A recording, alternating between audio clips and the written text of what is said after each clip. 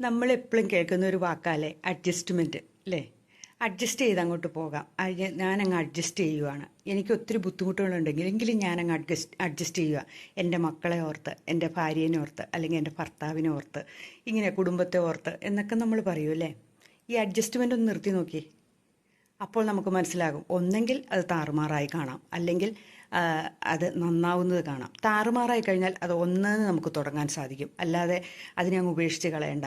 Adjustment ചെയ്ത് ജീവിക്കുമ്പോൾ എന്നാണെന്നറിയാവോ, ഒരാളെ ഇങ്ങനെ എനിക്കെല്ലാം കൊണ്ടുത്തരും, എനിക്കെല്ലാം ചെയ്തു തരും, എന്നെ നോക്കും, എന്നെ കാണും, എന്നെ ഇഷ്ടപ്പെടും, ഇങ്ങനെയുള്ള ചിന്തയോടുകൂടി അങ്ങോട്ട് ഇഴുകി ചേർന്ന് നിൽക്കുകയും നമ്മളൊരു കാര്യം ചെയ്യാതിരിക്കുകയും ചെയ്യും. അതാണാണെങ്കിലും പെണ്ണാണെങ്കിലും.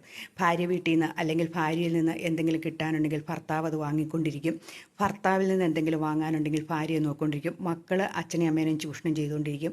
ഇങ്ങനെ തുടർക്കഥ പോലെ പോയിക്കൊണ്ടിരിക്കും. എന്നിട്ട് പറയും നമ്മൾ അഡ്ജസ്റ്റ്മെൻറ്റാണ്. ഇത് നിർത്തുമ്പോൾ തന്നെയുണ്ടല്ലോ അവർ സ്വയം പര്യാപ്തത എത്തുകയും അവർ സ്വന്തം കാലിൽ നിൽക്കാൻ പഠിക്കുകയും ചെയ്യും.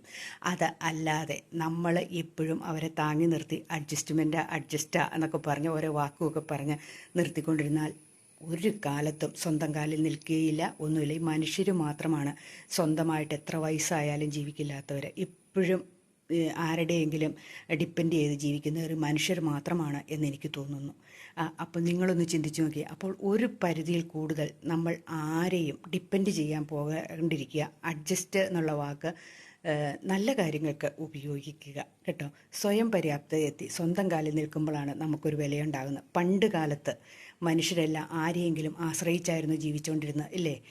ഒന്നെങ്കിൽ അച്ഛനമ്മമാരെ, അല്ലെങ്കിൽ ഭാര്യ ഭർത്താക്കന്മാരെ, അങ്ങനെയൊക്കെ ഓരോരോ സഹധർമ്മിണി എന്നൊക്കെ കേട്ടിട്ടില്ലേ? അപ്പം നമ്മളെപ്പോഴും ഇങ്ങനെ ആരെയെങ്കിലും ആശ്രയിച്ച് ഇന്നത്തെ കാലത്ത് സ്വന്തം കാലിൽ നിൽക്കാനാണ് നമ്മൾ പ്രയത്നിക്കേണ്ടത്. അതിനുള്ള വിദ്യാഭ്യാസം നേടുക, ജോലി നേടുക.